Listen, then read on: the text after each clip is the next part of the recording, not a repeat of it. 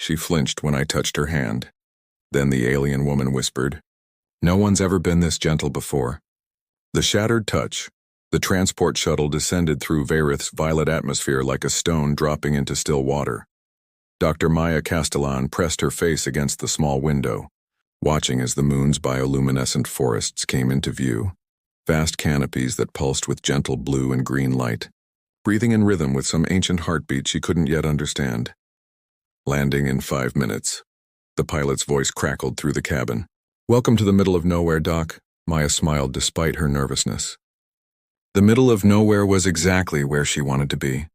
After 3 years cataloging sterile samples in Earth's orbital labs, she'd jumped at the chance to study living ecosystems, even if it meant spending 6 months on a remote moon with minimal human contact. The landing pad was little more than a cleared circle of dark stone, surrounded by trees that seemed to hum with inner light. As Maya gathered her equipment cases, she noticed a figure standing at the forest's edge, perfectly still, watching. The woman was Veyron, unmistakably. Her skin held that distinctive purple hue Maya had seen in briefing materials, deeper than lavender, richer than violet. She wore practical clothing similar to human field gear. But the way she held herself spoke of distance, of walls built high and strong. "Dr. Castellan." The woman's voice was melodic but flat, carefully neutral. "I'm Saris. I'll be your guide during your research period." Maya approached with her hand extended in greeting, then caught herself. The briefing had mentioned that Veyrons had different customs. She let her arm fall, offering a slight bow instead. "Thank you for meeting me." "Please call me Maya." Saris's expression didn't change, but something flickered in her dark eyes. Surprise, perhaps. "The research station is 1 kilometer north. I'll help you transport your equipment." They worked in silence, loading cases onto a hovercart. Maya tried several times to start a conversation, but Saris responded with only brief, necessary words. When Maya reached for the same handle Saris was gripping, the Veyron woman jerked away so quickly she nearly dropped the entire case. "I'm sorry." Maya moved to steady the falling equipment, her hands instinctively reaching to help. Their fingers touched for less than a second, Maya's warm brown skin against Saris's cool purple, before Saris yanked her hand away as if burned.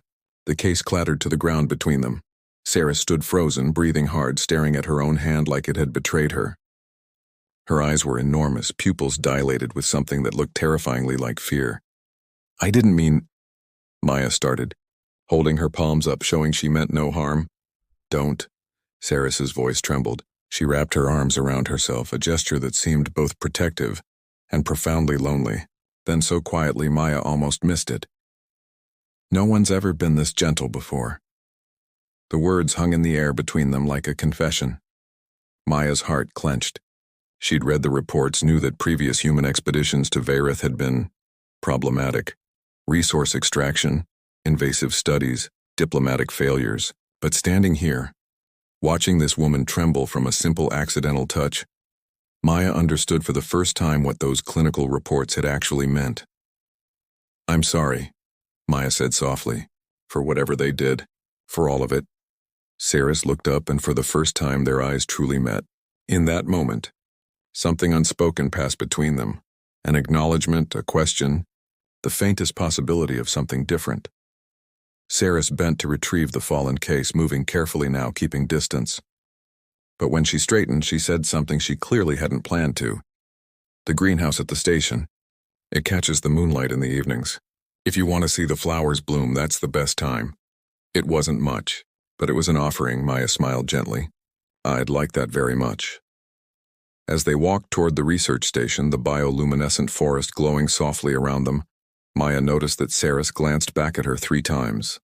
Each glance was brief, wary, but also curious. It was a beginning.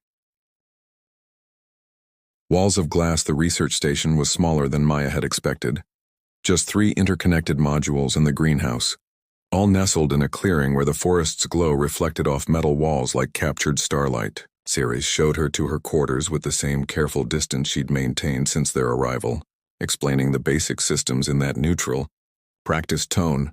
"The greenhouse is through that corridor," Saris said, pointing. "I'll leave you to settle in. Breakfast is at dawn." "Wait," Maya said, and Saris stopped but didn't turn around. Would you like to have tea with me? I brought some from Earth. It's nothing special, just chamomile, but..." No. The word was immediate, final, then softer, thank you. But no, Maya nodded, trying not to feel the sting of rejection. Of course. I understand. But she didn't understand. Not really. Not yet. The next 3 days followed the same pattern. Saris would appear at dawn to guide Maya through the forest, pointing out flora specimens with careful efficiency. She knew every plant, every growth pattern, spoke about the ecosystem with a passion that occasionally broke through her careful control. But whenever Maya came too close, whenever their paths nearly crossed, Saris would step away like she was avoiding an open flame. On the 4th evening, Maya found Saris in the greenhouse alone. The space was beautiful, a dome of transparent material that let in the light from Varith's double moons. The plants inside pulsed with bioluminescence, creating patterns that seemed almost like breathing. Saris stood among them, her purple skin catching the light, making her look like she was part of the garden itself. Maya hesitated at the entrance, not wanting to intrude. But Saris had heard her footsteps. The Veyran elders believe these plants remember, Saris said quietly, still facing away, that they hold the memories of everyone who's ever touched them. Do you believe that? Maya asked, staying near the door. I used to. Saris ran her hand above a cluster of blue flowers without actually touching them, before the researchers came. Before they took samples and didn't ask. Before they held us down to scan our biology and called it voluntary cooperation. The words were matter of fact, but Maya heard the weight beneath them. She took a slow breath, feeling anger rise in her chest, not at Saris but at the people who'd made her this way. I'm sorry, Maya said. I know those words aren't enough, but I am. Saris finally turned. In the moonlight, Maya could see faint markings on her arms, lines that glowed very softly with violet light. Scars, Maya realized, old ones. They needed Veyran volunteers for their research. Saris continued, her voice steady but hollow. They promised it would help both our peoples understand each other. They promised it wouldn't hurt. She touched one of the scars absently. These are from the neural mapping equipment. They said we'd barely feel it. Maya felt her eyes burning. How old were you? 16 of your years, so young. God, she'd been so young. There were others, Saris went on, and now her voice was cracking at the edges. My sister, Callus, she was 12. She stopped speaking after the 3rd session. Just stopped.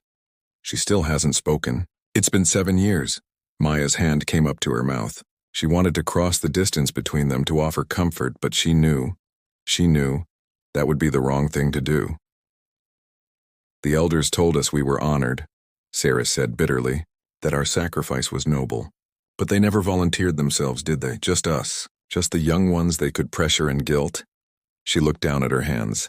After it was over, after the researchers left, some of my people said we'd been tainted, that we'd let ourselves be violated, as if we'd had a choice. You didn't, Maya said firmly.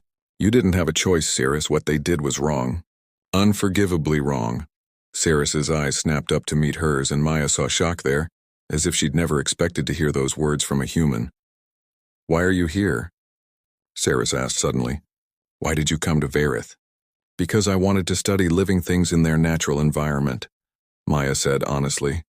Because I was tired of dead samples and sterile labs. Because I thought maybe I could do something that actually mattered. Something that didn't hurt. And what do you want from me? The question was sharp, defensive. Maya considered it carefully before answering. Nothing you don't want to give, she said. I need a guide, yes. But beyond that, she shook her head. I'd like to know you if you'd let me. As a person, not as a research subject or a cultural liaison or anything else, just as Saris. Something in Saris's expression shifted. A crack in the armor, small but significant. I don't know how to do that anymore, she whispered. Trust someone. Let someone close. I don't remember how. Maya felt her heart break and mend simultaneously. Then maybe, she said gently, we could figure it out together. No pressure, no expectations, just moments like this one. Saris was quiet for a long time, standing among the glowing flowers. Then she did something that surprised them both. She sat down on the greenhouse floor, right there among the plants. After a moment's hesitation, Maya sat too, keeping several feet of distance between them. They sat in silence as the moons moved across the sky. It wasn't comfortable exactly, but it wasn't hostile either. It was something new, something undefined. Finally, Sarah spoke. "Tell me about Earth, about where you grew up." And Maya did. She told stories of her childhood in the mountains, of learning plant names from her grandmother, of the first time she'd seen snow. She kept her voice soft, undemanding, letting Saris listen or not listen as she chose. When Maya finally glanced over, she saw that Saris had closed her eyes. But she was smiling, just barely, just the smallest curve of her lips. It was the most beautiful thing Maya had ever seen. The language of kindness. The breakthrough came 2 weeks later during an unexpected storm. Maya had been deep in the forest, cataloging a rare species of night-blooming vine, when the sky darkened suddenly. Varith storms were notorious, violent electrical displays that could fry equipment and disorient even experienced guides. She'd barely managed to grab her samples before the first bolt of purple lightning split the sky. She ran, but the forest was a maze of glowing trees that all looked the same in the strobing light. Her communicator crackled with static, useless. Rain began falling in sheets, warm and heavy, and Maya stumbled over an exposed root, catching herself hard against a tree trunk. Maya, Saris appeared through the downpour like a phantom, her purple skin almost luminescent in the storm's glow. She grabbed Maya's arm, actually grabbed it without flinching, and pulled her toward a small shelter Maya hadn't even seen. Inside, they were both soaked and breathing hard. The shelter was barely large enough for 2 people, forcing them into closer proximity than they'd ever been. Maya could feel the warmth radiating from Saris's body, could smell something like rain and flowers on her skin. "Are you hurt?" Saris asked, her hands hovering near Maya's arms, not quite touching. "I'm fine," Maya managed. "Just scared. Thank you for finding me." Saris nodded, but she didn't move away. They were close enough that Maya could see the rapid pulse in Saris's throat, could see how her eyes kept darting to Maya's face and then away, like she was fighting some internal battle. "Saris," Maya said softly. "What is it?" "I was terrified," Saris whispered. "When the storm hit and you weren't back, I was terrified something had happened to you, and I realized—" She stopped, swallowing hard. "I realized I care. About you. About what happens to you. And I don't know what to do with that." Maya's heart was pounding. "You don't have to do anything with it. Caring about someone isn't a burden you have to carry alone." "But I don't know how to show it," Saris said, and there was anguish in her voice now. "I don't know how to be close to someone without fear. They took that from me. The researchers, my own people. They all took and took until there was nothing left but walls." Without thinking, Maya lifted her hand slowly, telegraphing the movement, and held it palm up between them. "An offering, not a demand." "Then let me teach you," Maya said, "the way you've been teaching me about this world. Let me show you that touch can be safe. That closeness doesn't have to mean pain." Saris stared at Maya's hand like it was something miraculous and terrifying all at once. The storm raged outside, but inside the shelter everything was still. Slowly, so slowly, Saris reached out. Her fingers trembled as they hovered over Maya's palm. Then with a deep breath she made contact, skin against skin, purple against brown, cool against warm. Saris gasped, her eyes filling with tears. "It doesn't hurt." "No," Maya said gently. "It doesn't hurt. It's warm. Soft. You're so soft." Maya smiled through her own tears. "So are you." They stayed like that, hands barely touching, as if they were holding something infinitely precious and fragile. The storm outside began to quiet, but neither of them moved. "Can I—" Saris's voice was barely audible. "Can I try something else?" "Anything," Maya said. "Whatever you want. We'll go as slow as you need." Saris shifted closer, closing the small distance between them. She raised her other hand, hesitating for a moment before placing it against Maya's cheek. Her touch was featherlight, exploratory, full of wonder. "You're real," Saris breathed. "You're really here and you're not hurting me." "Never," Maya promised. "I would never hurt you." Saris's thumb traced across Maya's cheekbone, learning the shape of her face. Maya held perfectly still, letting Saris set every boundary, control every moment. She could see the concentration in Saris's expression, the way she was cataloging every sensation like a scientist with a new discovery. "On Earth," Maya said softly, "when people care about each other, sometimes they embrace. They hold each other. Would you like to try that?" Saris nodded, but Maya could see the fear creeping back in. We'll go slow, Maya reassured her, and you can stop anytime. Just say the word. She opened her arms, creating a space without closing it. Saris looked at that space for a long moment, then slowly, so slowly, leaned forward into it. The first time their bodies truly pressed together, Saris went rigid. Maya immediately loosened her hold, giving her space within the embrace, but Saris shook her head. No, don't let go. I need a moment. Maya held her gently, feeling Saris's rapid heartbeat against her own. Gradually, incrementally, Saris began to relax. Her head came to rest on Maya's shoulder. Her arms, which had been trapped between them, slowly lifted to wrap around Maya's back. This is what it's supposed to feel like, Saris whispered against Maya's neck. Isn't it? Safe, warm, like coming home. Yes, Maya said, her own voice breaking. Exactly like that. They held each other as the storm passed completely, as the bioluminescent forest outside began to glow with renewed intensity. At some point, Saris began to cry, deep, wrenching sobs that seemed to come from somewhere ancient and wounded. Maya simply held her, one hand stroking her hair, murmuring wordless comfort. When Saris finally pulled back, her eyes were red but clearer somehow, as if something toxic had been released.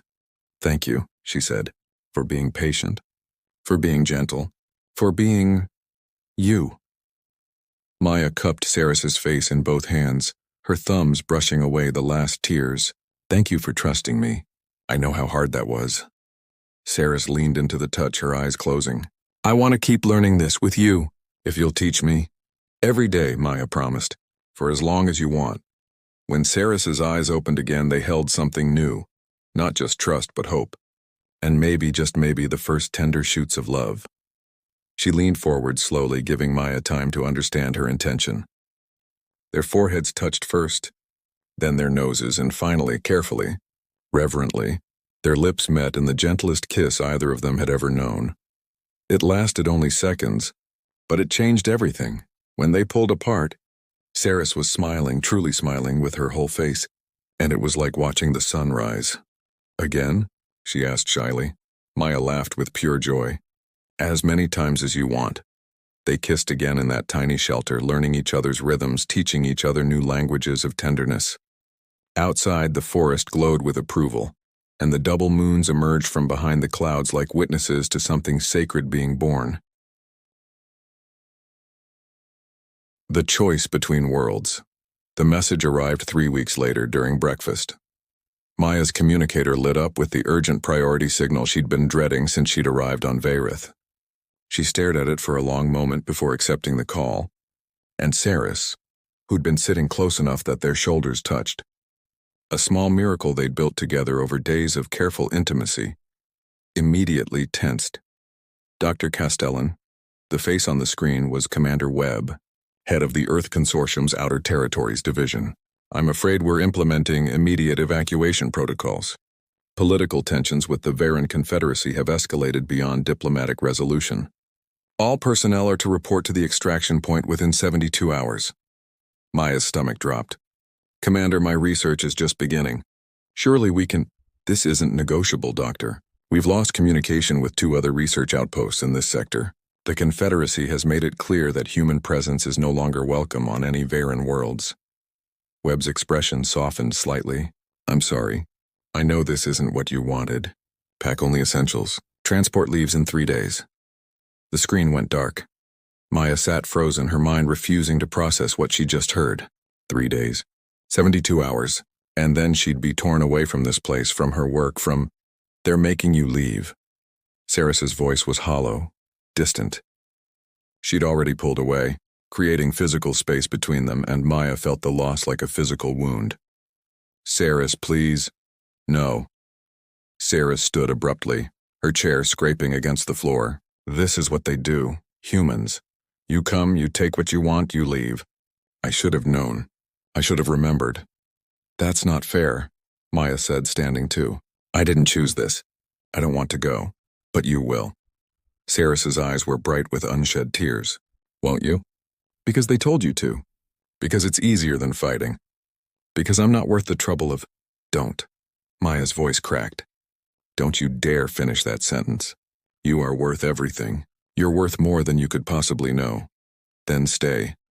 The word hung between them like a challenge and a plea. Maya stopped, the impossibility of it crashing down on her. Stay? Defy direct orders from the consortium? Become a fugitive? Saris, it's not that simple. If I stay without authorization, I'd be breaking interplanetary law. They could arrest me or worse, use it as an excuse to send military forces. I could make things worse for your people. So you're leaving? Saris's voice had gone cold, protective walls slamming back into place. Fine.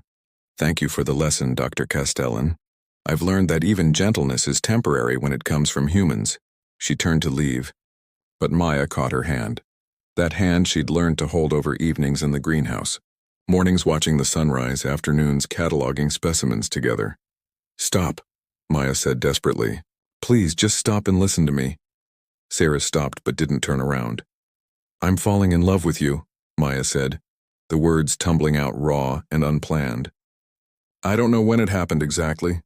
Maybe when you first smiled at me. Maybe when you taught me the Varen word for starlight, and it sounded like music. Maybe when you let me hold you during the storm. But it's real, Saris. What we have is real. Saris did turn then, and her expression was devastated. Then what do we do? Because love isn't enough if you're on Earth and I'm here. Love isn't enough if we're separated by half a galaxy. Maya's mind raced. There had to be a solution. Some way through this impossible situation. Then like a spark in darkness, an idea formed. The neutral zones, she said slowly. The frontier colonies.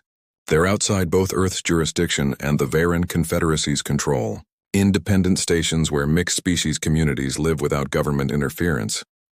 You're talking about exile, Saris said quietly. For both of us. I'm talking about freedom, Maya countered. Yes, I'd be defecting from the consortium. And you'd be leaving Varith, probably forever. But we'd be together. We could build something new, something that belongs to just us.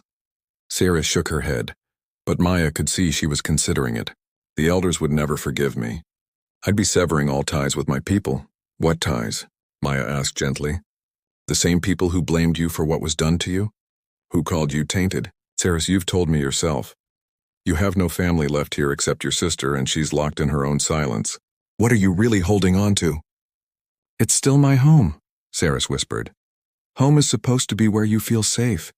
Where you're valued. Where you can be yourself without fear.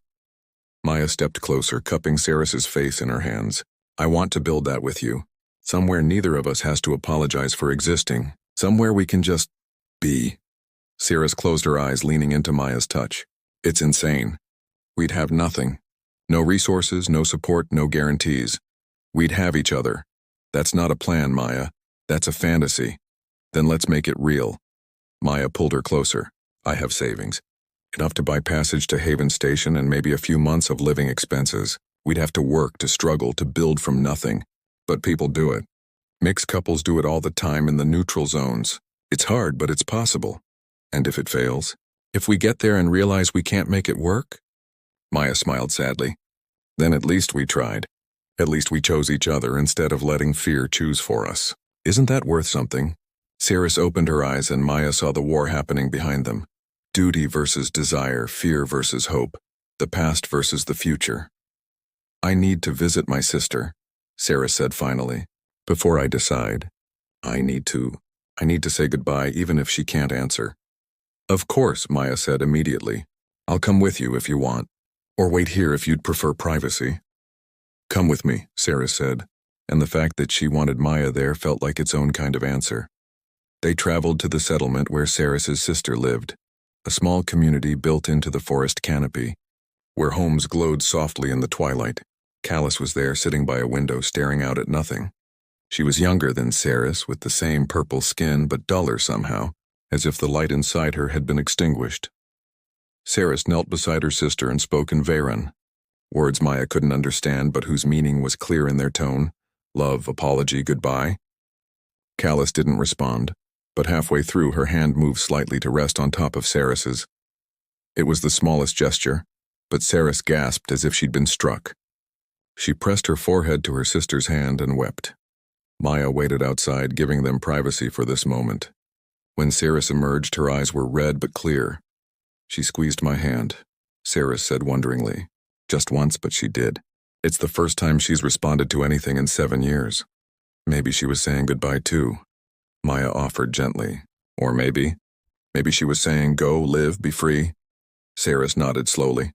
Then with a deep breath that seemed to come from her soul, she said, okay. Let's do it. Let's leave together. Saris reached for Maya's hand, holding it firmly. I'm terrified, but I'm more terrified of losing you without even trying.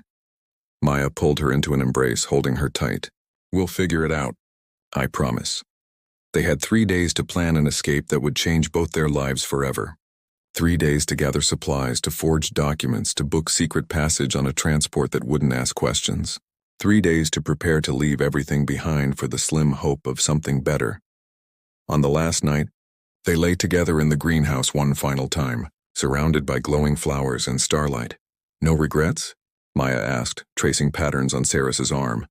Saris turned to face her, and in her eyes was something fierce and certain. Only one, that we didn't have more time here, but where we're going. We'll make our own time, our own home, our own story. They kissed then, deep and slow, tasting hope and fear and love all mixed together. Outside, the double moons rose like benediction, lighting their path toward an unknown future. Beyond the stars, the transport ship was called the Wanderer's Promise, and it lived up to its name. A vessel that asked no questions and followed no government's rules. Maya and Saris boarded separately with false identification in separate cabins, meeting only after the ship had jumped to hyperspace and left both Earth territory and Varen space behind. When Maya finally knocked on Saris's cabin door, her heart was pounding. Everything they'd planned could still fall apart. Saris could change her mind. The authorities could track them. 1,000 things could go wrong. But when the door opened and Saris pulled her inside, kissing her hard and desperate and real, Maya knew they'd made the right choice. We did it, Saris breathed against Maya's lips. We actually did it. We did, Maya agreed, laughing with pure relief. We're free. The journey to Haven Station took 2 weeks, and they were the strangest, most wonderful weeks of Maya's life. In the small cabin, they created their own universe. Saris taught Maya the Varen language, words for love that had 17 different variations depending on context, phrases for emotions Earth had no names for. Maya taught Saris Earth songs, how to dance badly to music only they could hear, the art of cooking terrible meals with limited rations and laughing about it anyway.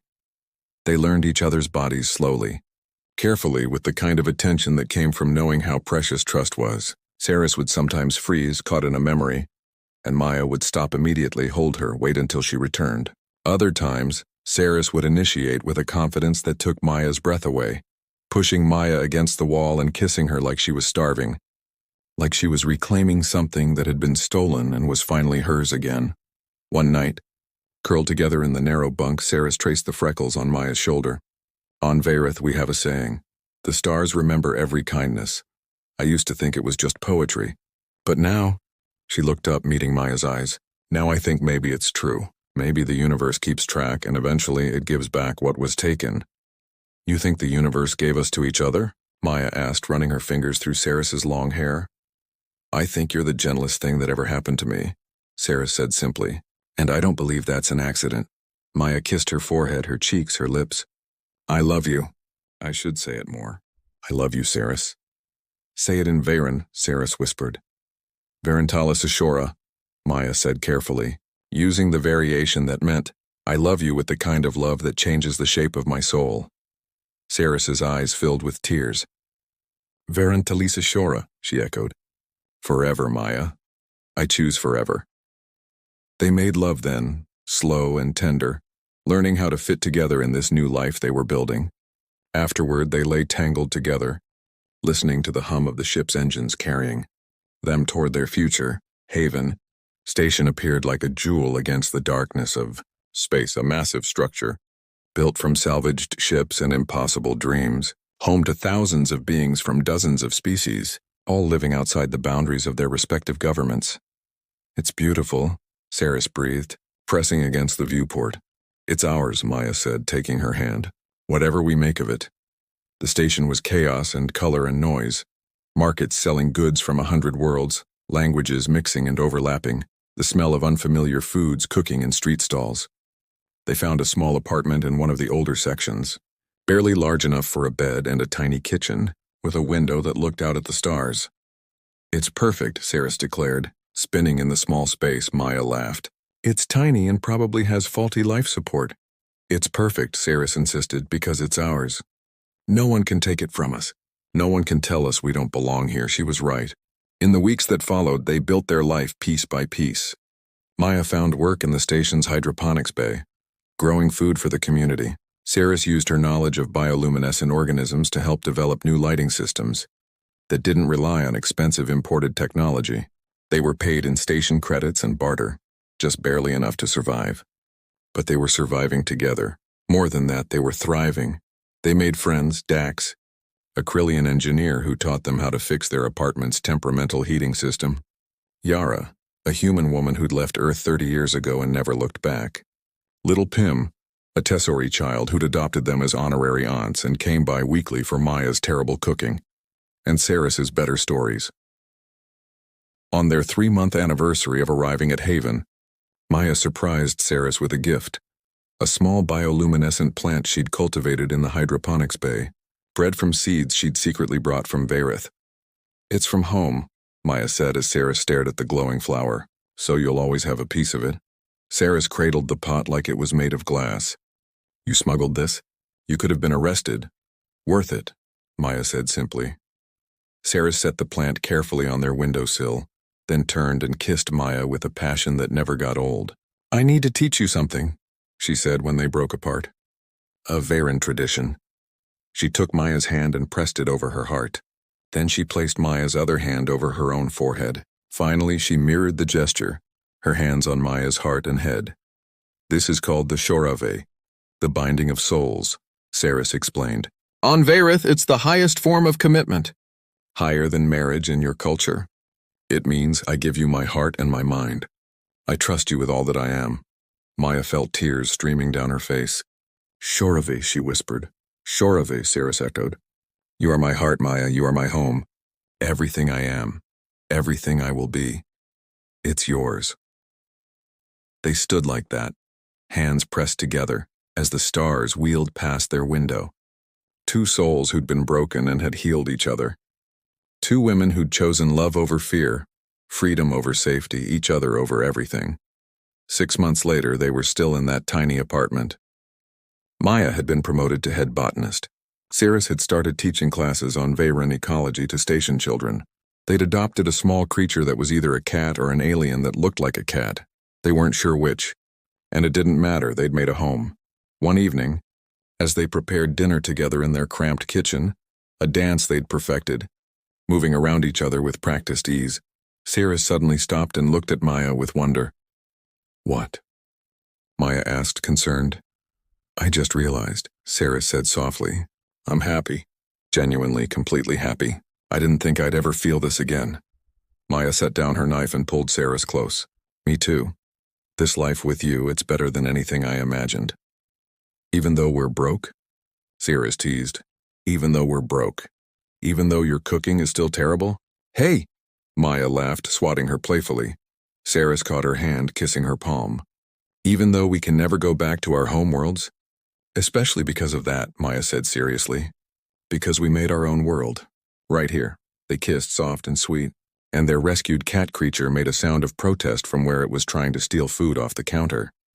Later, as they lay in their narrow bed, Saris traced lazy patterns on Maya's skin. "Do you remember what you said to me? That first day in the greenhouse?" "I said a lot of things. You said you wanted to know me. Not as a research subject or a cultural liaison, just as Saris."